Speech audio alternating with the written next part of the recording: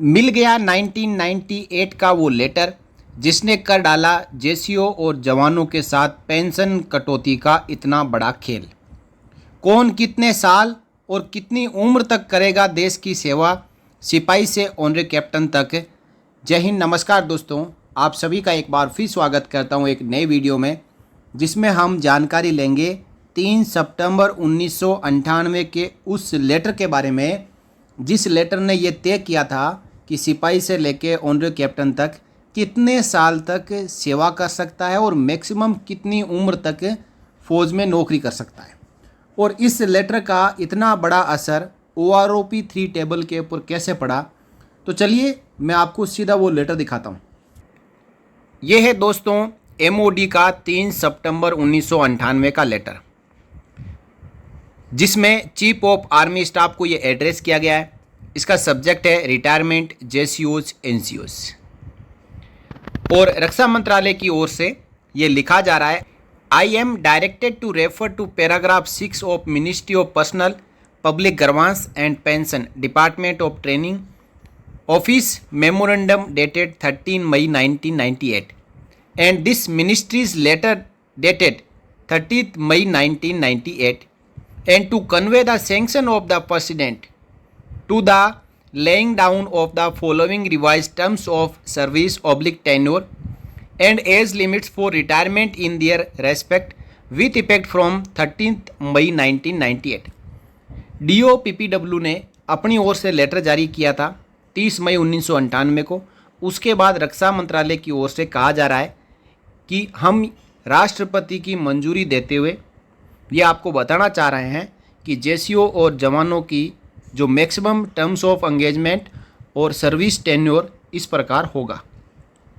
इससे पहले paragraph 163 of regulations for the army 1987 उसमें जो लिखी थी टर्म्स ऑफ एंगेजमेंट, उसमें बदलाव किया गया इस लेटर के जरिए। And government of India ministry of defence letter dated 16 December 1976 governing terms of service / tenure limits for retirement of जेसीओज एंड एनसीओज। और मौजूदा समय में जो जेसीओज और जवान हैं वो इसी लेटर के अनुसार, इसी लेटर में लिखी गई टर्म्स ऑफ एंगेजमेंट के अनुसार सर्विस करते हैं, कलर सर्विस करते हैं, एक्सटेंशन लेते हैं और मैक्सिमम एज ऑफ रिटायरमेंट आ जाती है तो रिटायरमेंट भी हो जाते हैं। देखिए, सबसे पहले इसमें लिखा गया है rank, service / age / tenure limits for retirement, यानी 3 कंडीशन है, तीनों यहाँ पे दी गई है। रैंक में बात करें नाइक की, तो नाइक की यहाँ पे 22 साल सर्विस रखी गई है, साथ ही साथ जो 2 साल एक्सटेंडेबल सर्विस रखी गई है। 22 साल कलर सर्विस और 2 साल का एक्सटेंशन। एक्सटेंशन कैसे होगा? स्क्रीनिंग बोर्ड के जरिए होगा। और मैक्सिमम जो एज रखी गई है, एक नाइक है वो 49 ईयर से ज़्यादा उसकी एज हो जाए तो वो सर्विस नहीं कर सकता। तो 3 कंडीशन है, या तो वो 22 साल कलर सर्विस करे, या वो चाहे कि और देश की सेवा करनी है 2 साल, तो वो अपनी स्क्रीनिंग के लिए विलिंगनेस रखे, उसका स्क्रीनिंग बोर्ड होगा, यदि फिट एंड परफेक्ट पाया जाएगा तो 24 साल तक सर्विस कर सकता है। या फिर उसकी एज 49 पहुंच जाए तो उसकी रिटायरमेंट की डेट आ जाएगी। बात करें रैंक दफादार और हवलदार की, तो इनके लिए 24 साल कलर सर्विस रखी गई है, और ये भी 24 से 26 साल तक कर सकते हैं। जो कंडीशंस होती है, फिजिकल फिटनेस देखा जाता है, डिसिप्लिन देखा जाता है, वो सब मीट करता है तो 2 साल एक्सटेंशन ले सकते हैं हवलदार, और मैक्सिमम 26 साल, या उनकी भी 49 ईयर ऑफ एज हो जाए तो उनको रिटायर होना पड़ता है। अगली रैंक है नायब रिसलदार और नायब सूबेदार। इनकी 26 साल कलर सर्विस है और 2 साल ये स्क्रीनिंग बोर्ड के जरिए एक्सटेंशन ले सकते हैं, लेकिन मैक्सिमम जो इनकी उम्र है 52 साल रखी गई है। 52 साल से आगे नायब सूबेदार और नायब रिसलदार कोई भी सर्विस नहीं कर सकता। या तो उनकी सर्विस पहले पूरी हो जाए 28 साल, या फिर एज पूरी हो जाए, जो भी पहले हो जाए उस दिन सेना से इनको सेवानिवृत्त कर दिया जाता है। रिसलदार या सूबेदार, इनकी रखी गई है 28+2 यानी 28 साल पेंशनेबल सर्विस कलर सर्विस और 2 years extension through screening board. Maximum इनकी एज है वो नायब सूबेदार के बराबर ही है, 52 ईयर्स ऑफ एज।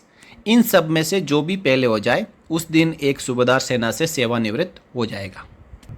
और जवानों की सबसे बड़ी रैंक रेसलदार मेजर और सूबेदार मेजर, इनकी रखी गई है 32 years of pensionable service extendable by 2 years by screening और 4 ईयर टेन्योर और 54 years of age whichever is earlier. 3-4 condition रखी गई है। 54 की उम्र से ज़्यादा नौकरी नहीं कर सकते, 32 साल पेंशनेबल सर्विस, 2 साल स्क्रीनिंग के जरिए एक्सटेंशन, सूबेदार में कंप्लीट टेन्योर 54 ईयर। इनमें से जो भी पहले हो उस दिन एक सूबेदार मेजर सेना से सेवानिवृत्त हो जाता है। अब यहाँ पे गड़बड़ कहाँ हुई कि यहाँ पे सूबेदार मेजर 32 साल सर्विस कर सकता है, 2 साल एक्सटेंशन ले सकता है, 54 ईयर्स ऑफ एज तक नौकरी कर सकता है, लेकिन सूबेदार मेजर को जैसे ही ऑनरी लेफ्टिनेंट से नवाजा जाता है तो उनकी जो पेंशनेबल सर्विस, क्वालिफाइंग सर्विस, जो भी कहो जिसके ऊपर पेंशन की गणना होती है, उसको 30 साल कर दिया जाता है। ये है सूबेदार मेजर साहब के साथ में न्याय, ज़्यादा नौकरी करने का तोहफा, उनको इनाम। ये कैसे हो सकता है कि सूबेदार मेजर मान लो 33 साल नौकरी करे और ऑनरी लेफ्टिनेंट बन जाए तो उनको पेंशन 30 साल की दी जाएगी? ये कहीं न्यायोचित नहीं है, इस नियम में बदलाव करने की आवश्यकता है। अब कुछ यहाँ पे नोट दिए गए हैं जिनको भी समझना बहुत ही जरूरी है। The retention of NCOs beyond their contractual period of engagement as per the enrolment form will be regulated under the provision of paragraph 1442 of the regulation of the Army 1987. Reserve liability will be regulated under the provision of AI 2A76 keeping in view of the extended age of retirement. यानी 144 para है regulation for the army 1987, उसके अनुसार NCO की जो terms of engagement उसको लिया जाएगा, और यदि एक्सटेंशन देना है तो उसके लिए AI है 2A76, उसमें जो कंडीशंस है उसके अनुसार उसको 2 साल का एक्सटेंशन दिया जाएगा। Reserve liability of NCOs will be 51 years of age or 2 years after retirement whichever is earlier.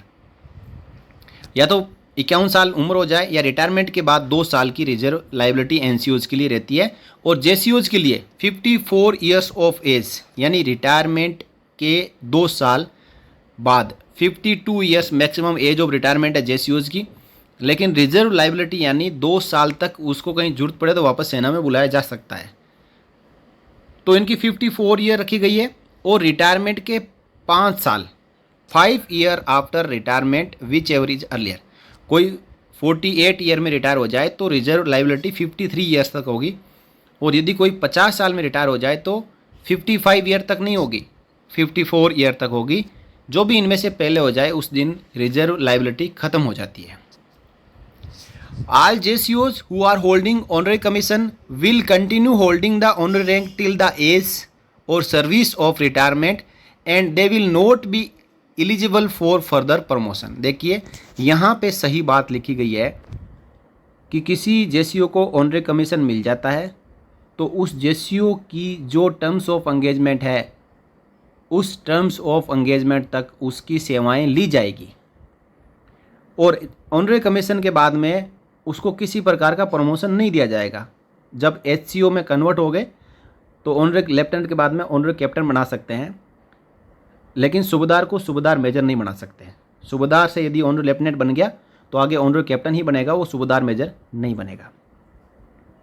अब यहाँ पे आप देखें कि उसकी जो रैंक है उस रैंक के अनुसार उसकी एज और सर्विस ऑफ रिटायरमेंट लिया जाएगा, और इसी कारण से सूबेदार मेजर को पूरा टेन्योर कराया जाता है।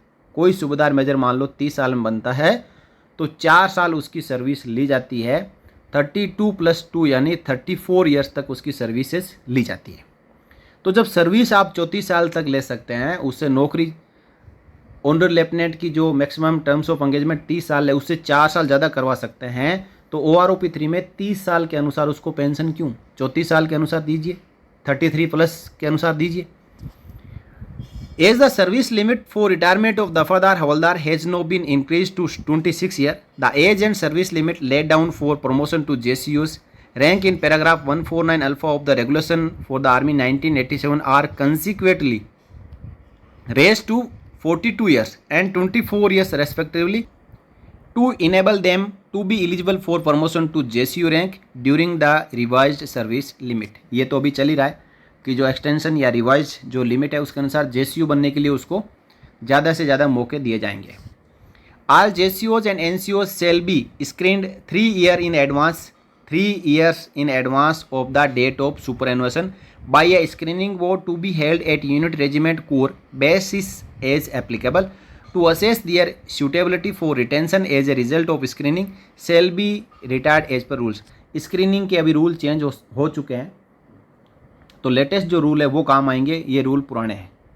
The initial screening by the screening board will be compiled latest by 31 मार्च 1999। ये भी रूल उस समय के लिए एप्लीकेबल है क्योंकि फर्स्ट टाइम ये लेटर आया तो स्क्रीनिंग का यहाँ पे प्रोविज़न रखा गया, 2 साल की एक्सटेंशन ले सकते थे हर एक रैंक वाले। तो पहला स्क्रीनिंग बोर्ड के लिए यहाँ पे डेट दी गई है और ये ऑर्डर है वो 30 मई 1998 से लागू हो चुके थे। और यही आपने देखा कि OROP 1 का सर्कुलर 555 में अपेंडिक्स एक्स में 30 मई 1998 के बाद में सभी की revised maximum terms of engagement इसी लेटर के अनुसार दी गई है आर्मी के लिए। तो दोस्तों इस प्रकार इसमें जो पूरी कंडीशन है और मैक्सिमम टर्म्स ऑफ एंगेजमेंट है, सर्विस लिमिट्स है, एज लिमिट्स है, वो इसी लेटर में दी गई है और इसी लेटर के अनुसार OROP 1 की टेबल्स बनी है। और जो मेन मुद्दा ये है कि सूबेदार मेजर को ऑनर लेफ्टिनेंट बनने के बाद में सूबेदार मेजर की मैक्सिमम क्वालिफाइंग सर्विस के अनुसार ऑनर लेफ्टिनेंट की जो सर्विस लिमिट मानते हुए पेंशन क्यों नहीं दी जा रही है। 32 ईयर्स तक सूबेदार मेजर पेंशनेबल सर्विस कर सकता है और 2 साल तक स्क्रीनिंग के जरिए एक्सटेंशन ले सकता है। ओवरऑल 4 साल का जो टेन्योर सूबेदार मेजर में रहेगा, मैक्सिमम जो एज लिमिट है वो 54 ईयर रहेगी। तो दोस्तों यहाँ इस वीडियो के जरिए हमारी एक बार फिर मांग है PCDA और CGDA से कि आप अपनी पेंशन एनोमली में देखें, झांकें और चेक करें और एक सुधार ज़रूर करें। जिस प्रकार 625 सर्कुलर के जरिए ऑनरी फ्लाइंग ऑफिसर के लिए सुधार किया गया था, अमेंडमेंट जारी किया गया था, वैसे ही सूबेदार मेजर ऑनरी लेफ्टिनेंट के लिए यहाँ पे अमेंडमेंट जारी करें। तो दोस्तों इस वीडियो में इतना ही। वीडियो आप ज़्यादा से ज़्यादा शेयर करें ताकि सभी हमारे पूर्व सैनिकों के साथ में और सर्विंग सोल्जर्स के साथ में ये जानकारी पहुँचे और हर एक को अपनी रैंक, उसकी maximum terms of engagement, extendable service और साथ ही साथ मैक्सिमम कितनी एज तक वो देश सेवा कर सकते हैं उसकी भी जानकारी होना बहुत ज़रूरी है। इस वीडियो में इतना ही दोस्तों। वीडियो कैसा लगा आप कमेंट करके ज़रूर बताएं और वीडियो को ज़्यादा से ज़्यादा शेयर करें। आगे भी इस प्रकार की जानकारियाँ पाते रहने के लिए आप चैनल को सब्सक्राइब जरूर करें। फिर मिलेंगे किसी अन्य वीडियो में नई जानकारियों के साथ। तब तक के लिए जय हिंद, जय Bharat, Vande Mataram. For more updates, subscribe to our channel and enjoy watching the videos.